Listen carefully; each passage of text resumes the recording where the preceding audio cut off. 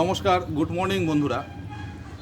আজ এমন একটা জিনিস দেখাতে এলাম যেটা না দেখলে ভীষণভাবে মিস করবে।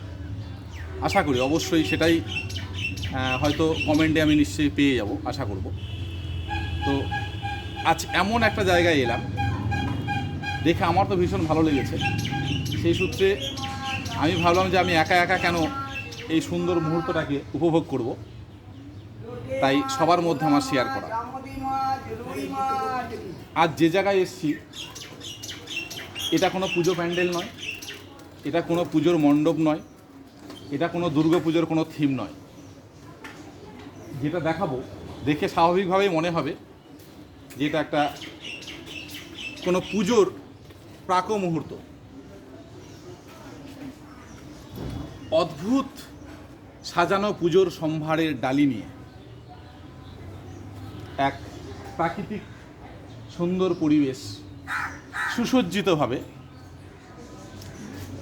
হাতে শিল্পে গড়ে তোলা হয়েছে, ফুটে তোলা হয়েছে। আজ দেখে নিচ্ছি, দেখাচ্ছি। আমি আমার সঙ্গে একটু সমস্যা হয়েছে, ক্যামেরাম্যান নেই, তাই আমাকে হয়তো ক্যামেরা করতে হবে। আজ এসছি দমদম সিথির মোড় 7 ট্যাঙ্ক। এখানে এমন একজন প্রকৃতিপ্রেমী বাস করেন, যিনি, তার সম্পর্কে একটু বলে নিতে হয়, যিনি কিনা সেন্ট্রাল গভর্নমেন্টের চাকরি ছেড়ে দিয়ে পরিবেশকে এতটাই ভালোবেসে ফেলেছেন, প্রকৃতিকে এতটাই ভালোবেসে ফেলেছেন, সেই ভালোবাসার টানে সেই চাকরি ছেড়ে দিয়ে প্রকৃতির সঙ্গে মিশে গেছেন। তার নিদর্শন আমরা দেখে নেব সবাই। অদ্ভুতভাবে প্রকৃতির সঙ্গে তার এই লুকোচুরি খেলা, প্রকৃতির সঙ্গে তাল মিলিয়ে প্রকৃতির গুরুত্বকে প্রাধান্য দিয়ে এ হাতে গড়ায় শিল্প। আমি সে মানুষটিকে নিশ্চয়ই দেখাবো, পাশাপাশি মানুষটির মুখে কিছু কথাও আমরা শুনে নেব। আমি প্রথমেই বলেছিলাম এটা কোনো দুর্গা মণ্ডপ নয়, কোনো এটা দুর্গাপুজোর থিম নয়, কিন্তু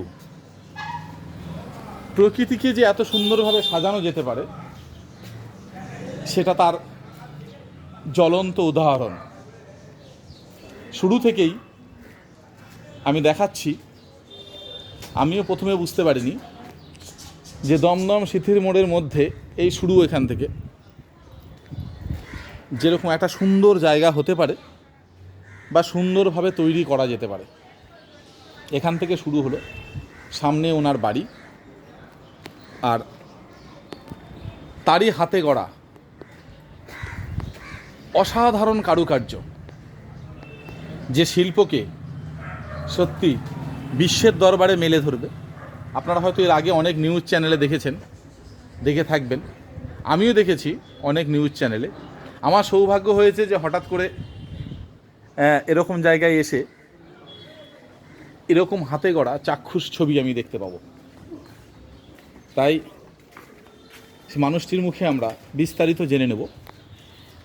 আমি তার আগে একটু দেখিয়ে নিই, দুর্গা ঠাকুর থেকে শুরু করে সরস্বতী ঠাকুর থেকে শুরু করে সমস্ত প্রতিমায় সুসজ্জিত, প্রকৃতির সঙ্গে লুকোচুরি খেলায় মেতে উঠেছেন যিনি, তিনি হচ্ছেন আমাদের সবার প্রিয় রানাদা নামে খ্যাত এলাকার।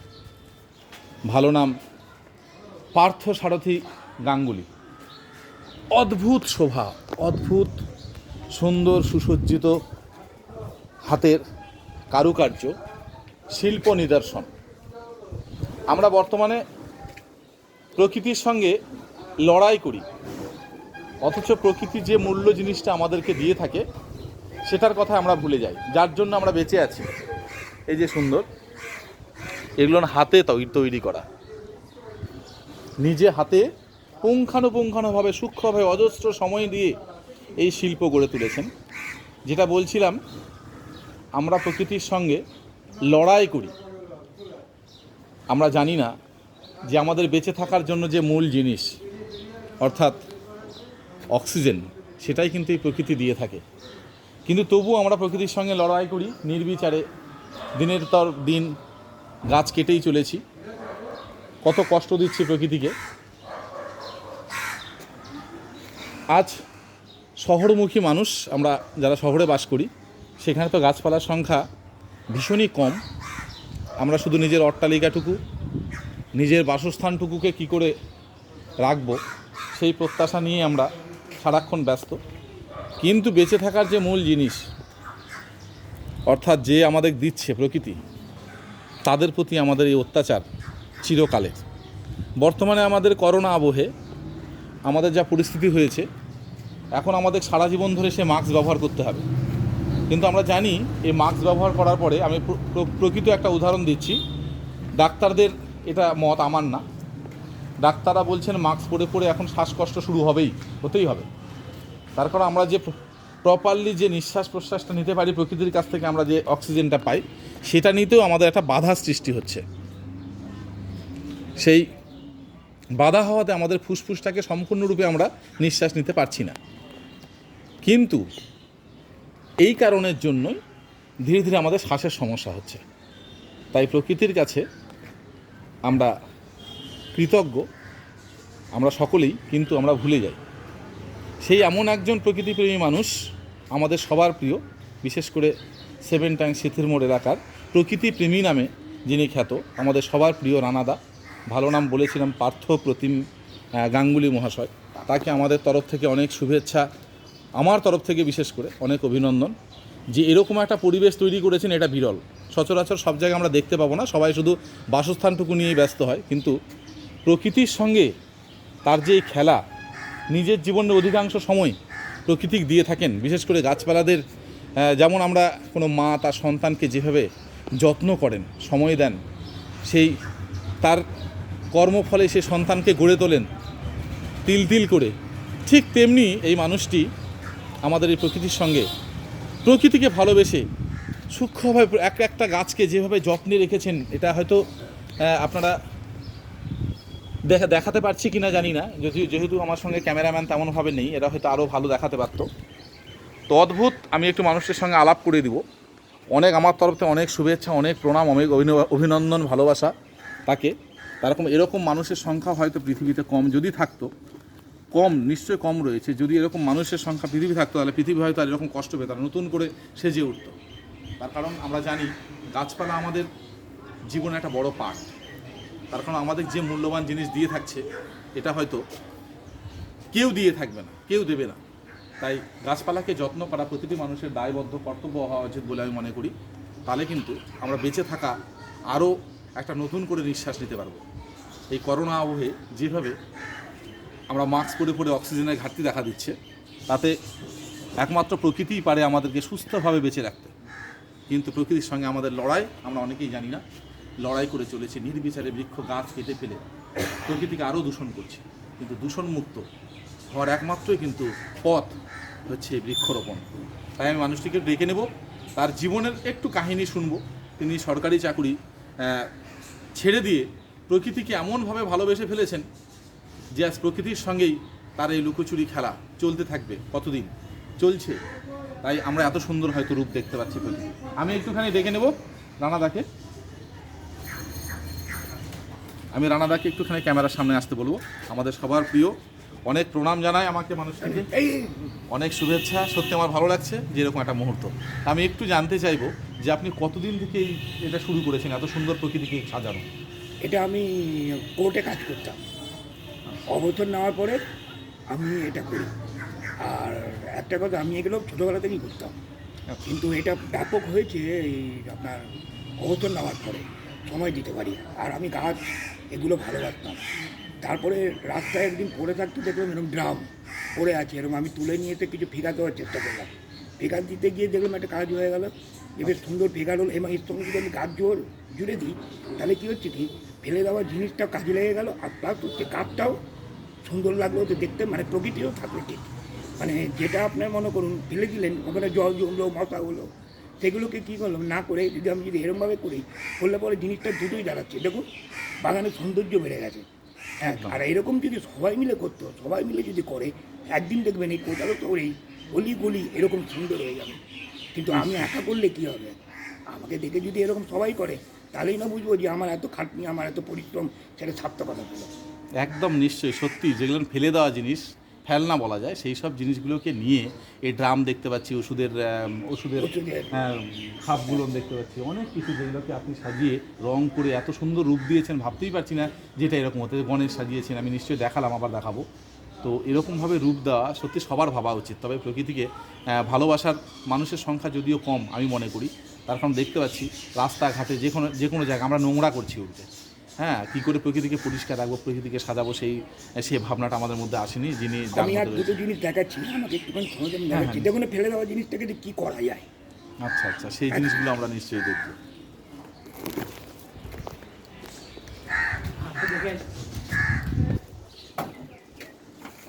অদ্ভুত কারুকার্য, এটা কেউ বলবে একটা ড্রাম, এইটাকে ড্রাম, এই ড্রাম থেকে সুন্দরভাবে গণেশের রূপ দিয়েছে, এটা ভাবাই যায় না, সত্যি ভাবতে অবাক লাগে। আমি মাস্ক পরিনি, প্রথমেই বলে নিচ্ছি এই কারণেই, এরকম প্রকৃতির খোলামেলা জায়গায় এসে আমার মনে হয় না প্রকৃতি যেভাবে সেভ করছে তাতে এখানে করোনা বা জার্ম থাকতে পারে না। প্রকৃতি নিশ্চয়ই আমাদেরকে বাঁচাবে, যা প্রকৃতি প্রেমী যেখানে মানুষ রয়েছে। তাই আমি মাস্ক হাতে নিয়েই ঘুরছি, মাস্ক পরিনি, শুধু প্রকৃতির সঙ্গে সামঞ্জস্য রেখে আমার এই সবুজ কালারের টি শার্টটা পরে এসেছি, যাতে প্রকৃতির সঙ্গে একটু মেশা যায়। আমি দেখে নিচ্ছি পরের কারুকার্য ওনার, তো ভাবা যায় না এগুলো হচ্ছে। এই দেখুন, এটা বলরাম তৈরি হচ্ছে। ওহো, অদ্ভুত।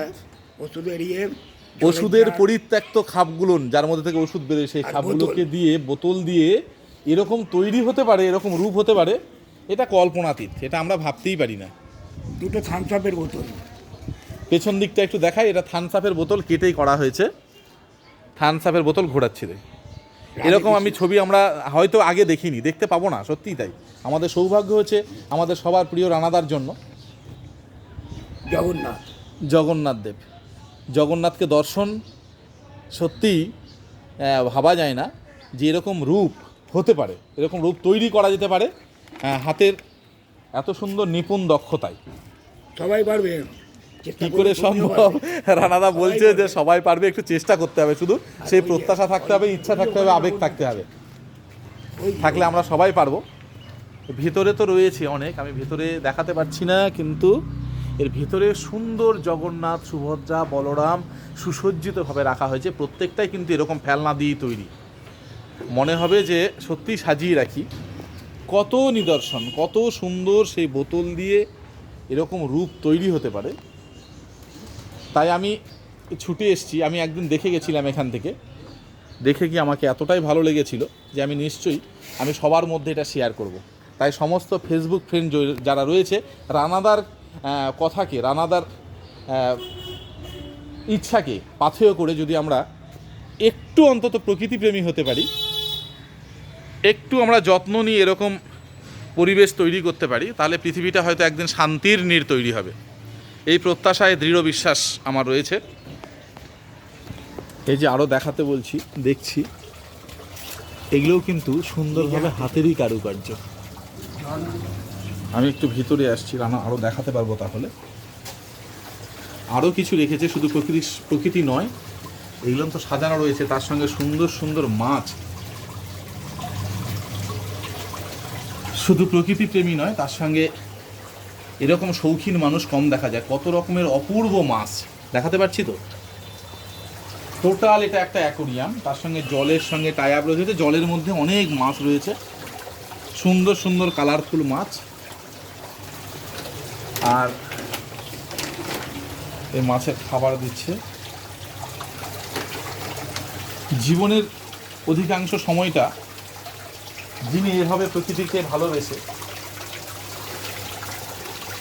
নিজে তিল তিল করে সারাক্ষণ এই এলাকার মধ্যে, এই জায়গার মধ্যে পরিবেশ রেখে, এই পরিবেশে থেকে এত সুন্দরভাবে সাজিয়েছেন, এত পরিষ্কার রেখেছেন, সবচেয়ে বড় কথা এটা কিন্তু বিরল, এটা দেখা যায় না।